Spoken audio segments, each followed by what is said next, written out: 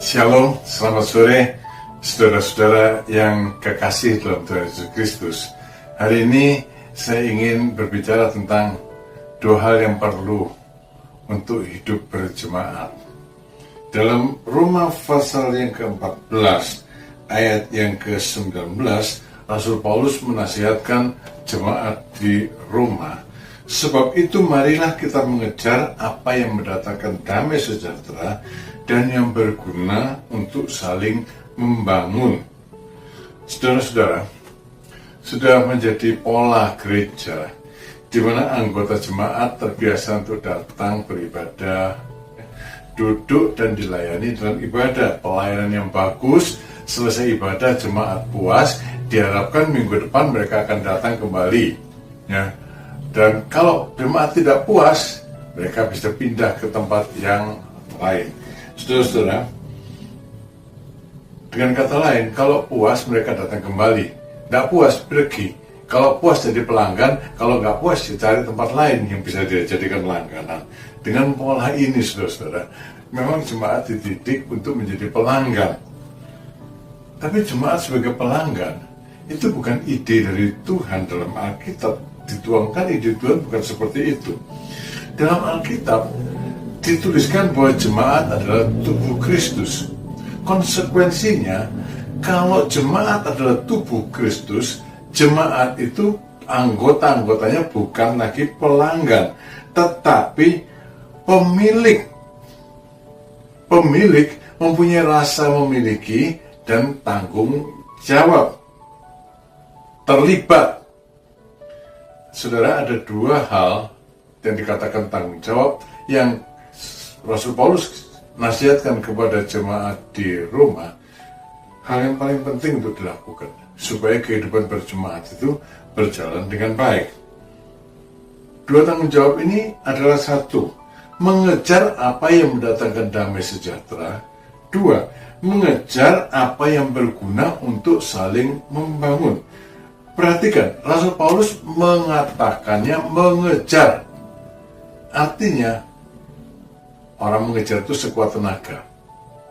Ya, sungguh-sungguh sekuat tenaga, fokus, mengorbankan waktu dan tenaga. Jadi anggota jemaat harus mengejar.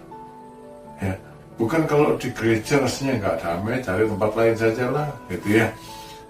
Saudara, itu bukan pemilik tapi pelanggan. Kita adalah pemilik dari jemaat di mana kita bergabung.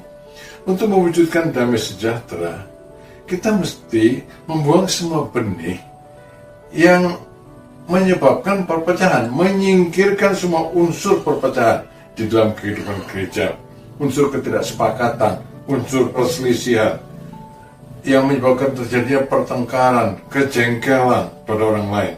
Saudara, kalau dipikir-pikir, penyebabnya hanya satu: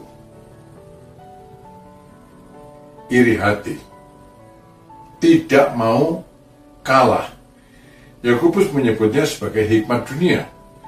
Dalam Yakobus pasal 3 ayat 16 dituliskan begini: sebab di mana ada iri hati, di situ ada kekacauan. Ya, ada iri hati, ada kekacauan. Ada kekacauan berarti tidak ada damai sejahtera. Jadi yang dibutuhkan untuk mewujudkan damai sejahtera di dalam jemaat kita, hati yang penuh damai. Itu adalah buah hikmat seperti yang dilanjutkan oleh Yakobus tadi, pasal 3 ayat yang ke-16. Hikmat yang dari atas adalah pertama-tama murni, selanjutnya pendamai. Kalau orang suka damai, ya sejahtera. Kalau orang tak suka damai, ya musuhan terus. Saudara, di dalam jemaat kita perlu membuang rasa-rasa iri hati dan sebagainya. Mari kita wujudkan hikmat yang dari atas, yang berasal dari Roh Kudus. Yang kedua adalah mengejar untuk saling membangun. Saya membangun saudara, saudara membangun saya. Itu sulit. Kenapa? Karena kita itu cenderung untuk memperhatikan kepentingan diri sendiri. Egois adalah sifat manusia. Dan sekali lagi Yakobus menamakannya sebagai hikmat duniawi.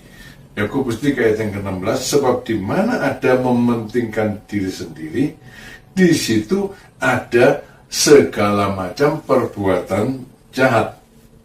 Ya, kalau saya mementingkan diri sendiri, perbuatan saya adalah jahat. Sebab apa? Saya lakukan yang sesuai dengan kepentingan saya, tidak peduli pada orang lain. Apakah perbuatan saya merugikan orang lain? Itu bukan urusan saya.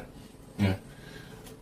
Perbuatan jahat karena berorientasi pada kepentingan diri sendiri, pada kenyamanan diri sendiri, tidak memperhatikan dan tidak peduli pada orang lain. Untuk saling membangun, kita perlu mengesampingkan kepentingan diri sendiri, membuang sifat egois, dan menggantinya dengan kepedulian dan belas kasihan. Itu hikmat dari Tuhan. Yakobus pasal 3 ayat 17-18 berbunyi demikian. Tetapi hikmat yang dari atas adalah pertama-tama murni, selanjutnya pendamai, peramah, penuh belas kasihan, dan seterusnya. Jadi, kalau kita ingin menggenapi rencana Tuhan bagi kehidupan kita, pribadi maupun berjemaat, mari saudara-saudara, kita fokus pada tujuan yang Tuhan arahkan. Kejarlah yang mendatangkan damai sejahtera. Dan kedua, saling membangunlah. Tuhan hadir di gereja kita, Tuhan hadir di rumah kita, Tuhan hadir di hati kita. Tuhan memberkati saudara. Amin.